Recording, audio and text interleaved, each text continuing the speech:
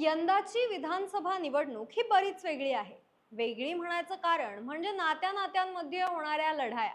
आतापर्यंत काका पुतण्या किंवा चुलत भावांमध्ये संघर्ष होत होता. मात्र यंदा थेट कुठं बापलेक तर कुठं नवरा बायको मध्ये संघर्ष आहे. अशातलाच एक मतदारसंघ म्हणजे कन्नड सोयगाव विधानसभा मतदारसंघ. या मतदारसंघात माजी आमदार हर्षवर्धन जाधव हे थेट आपल्या पत्नी संजना जाधव यांच्या विरोधात निवडणुकीच्या मैदानात उतरले.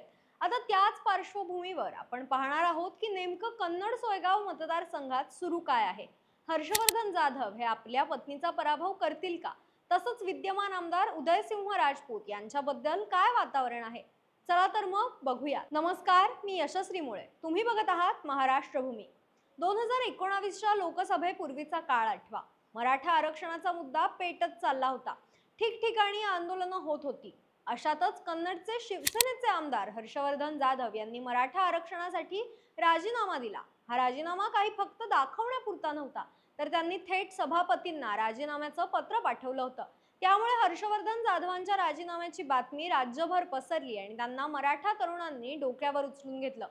ते मराठा तरुणांच्या गळ्यातलं ताईत झाले. पुढे लोकसभा निवडणुका लागल्या. हर्षवर्धन जाधवांनी शिवसेना पक्षाचा राजीनामा दिला आणि स्वतःचा शिवस्वराज्य बहुजन पक्ष स्थापन करत निवडणुकीच्या मैदानात ते उतरले.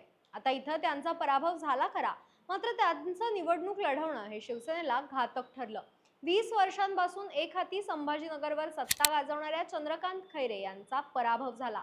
म्हणजे त्याचं झालं असं की त्यावेळी संभाजीनगरची लोकसभा तिरंगी झाली. MIM कडून इम्तियाज जलील तर शिवसेनेकडून चंद्रकांत खैरे आणि अपक्ष हर्षवर्धन जाधव असा सामना होता. जाधवांना ट्रॅक्टर हे चिन्ह मिळालं होतं. त्यांच्या कार्यकर्त्यांनी एकच फॅक्टर, फक्त ट्रॅक्टर असं म्हणत वातावरण निर्माण केलं, ज्यामुळे चंद्रकांत खैरेंच्या वाटेची अर्धी हिंदू मतं ही जाधवांच्या पारड्यात पडली आणि या मतविभागणीमुळे MIM चे जलील हे निवडून आले. पुढे ऑक्टोबरमध्ये विधानसभा निवडणूक लागल्यावर हर्षवर्धन जाधव हे कन्नडमधून निवडणुकीच्या मैदानात उतरले. मात्र यावेळी ते अपक्ष होते. तेव्हा त्यांनी केलेलं एक विधान भरपूर गाजलं. ते म्हणाले, मला कन्नडमध्ये शेंगदाणे चिन्ह जरी दिलं तरी मी निवडून येईल, आणि त्यांची तशी ताकद देखील होती. मात्र याच दरम्यान प्रचारावेळी त्यांनी उद्धव ठाकरेंबद्दल बोलताना अपशब्द वापरले. त्यामुळे निवडणूक फिरली. शिवाय हर्षवर्धन जाधवांमुळे मुस्लिम खासदार संभाजीनगरात निवडून आला हा नरेटिव्ह देखील विरोधकांनी पसरवला आणि 18,690 मतांनी हर्षवर्धन जाधव यांना पराभव पाहावा लागला. तर उदयसिंह राजपूत यांचा विजय झाला. मात्र तरी देखील हर्षवर्धन जाधव हे दुसऱ्या क्रमांकावर होते. त्यांना 60,553 मतं मिळाली होती. मात्र त्यानंतरचा काळ हर्षवर्धन जाधव यांच्यासाठी काही फारसा चांगला नव्हता. त्यांचे कौटुंबिक वाद चव्हाट्यावर आले. हर्षवर्धन जाधव यांच्या आईने आणि पत्नीने एकमेकींच्या विरोधात संभाजीनगरच्या क्रांती चौक पोलीस ठाण्यात गुन्हे दाखल केले. आता हर्षवर्धन जाधव यांच्या पत्नी म्हणजेच माजी केंद्रीय मंत्री रावसाहेब दानवे यांच्या कन्या संजना जाधव. पुढे त्यानंतरच्या काळात हर्षवर्धन जाधव आणि संजना जाधव यांच्यातले वाद देखील सार्वजनिक झाले. त्यातून दोघांनी विभक्त होण्याचा निर्णय घेतला. दरम्यान या मधल्या काळात हर्षवर्धन जाधवांचं धरसोड वृत्तीचं राजकारण देखील समोर आलं. आता वर्तमानात येऊया. तर कन्नडच्या निवडणुकीत जाधव पती पत्नी एकमेकांच्या विरोधात मैदानात उतरले. संजना जाधव या शिवसेना शिंदे गटाच्या तिकिटावर तर हर्षवर्धन जाधव हे अपक्ष म्हणून नशीब आजमावत आहेत. आता यामध्ये ठाकरे गटाचे विद्यमान आमदार उदयसिंह राजपूत हे देखील निवडणुकीच्या मैदानात आहेतच. सोबतच उद्योजक मनोज पवारांनी देखील जरांगे पाटील यांच्या माध्यमातून अपक्ष उमेदवारी अर्ज दाखल केला होता. मात्र जरांगे पाटलांनी अर्ज मागे घ्यायच्या सूचना केल्यानंतरही मनोज पवार लढण्यावर ठाम आहेत. त्यामुळे ही लढाई चौरंगी झाली आहे. अशात मग पारडं कोणाचं जड आहे? तर या प्रश्नाचं उत्तर जाणून घेण्यासाठी आपल्याला पहिले कन्नड सोयगाव मतदारसंघाची सामाजिक स्थिती पाहणं गरजेचं आहे. या मतदारसंघात मराठा मतं ही मोठ्या प्रमाणात आहेत.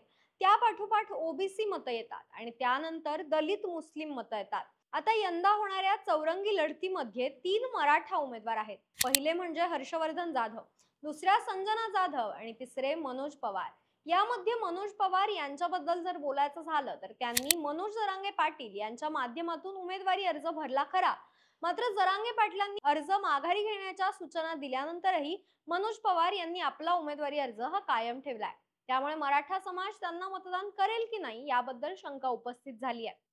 मग अशात उरतात जाधव पती पत्नी. तर संजना जाधव या रावसाहेब दानवेंच्या कन्या आहेत आणि रावसाहेब दानवेंनी वारंवार जरांगे पाटलांबद्दल टोकाची भूमिका घेतली आहे. त्यामुळे मराठा समाजाची दानवेंवर नाराजी आहे, ज्याचा फटका त्यांच्या कन्येला बसताना दिसतोय. अशात इथली मराठा मतं ही सरळ सरळ हर्षवर्धन जाधवांच्या मागे जाताना दिसतात. शिवाय मराठा आरक्षणासाठी आक्रमक भूमिका घेणाऱ्या मंगेश साबळेंनी देखील मराठा समाजाला हर्षवर्धन जाधवांना मतदान करण्यासाठी आवाहन केलंय. त्याचा देखील फायदा इथं हर्षवर्धन जाधव यांना होणार आहे.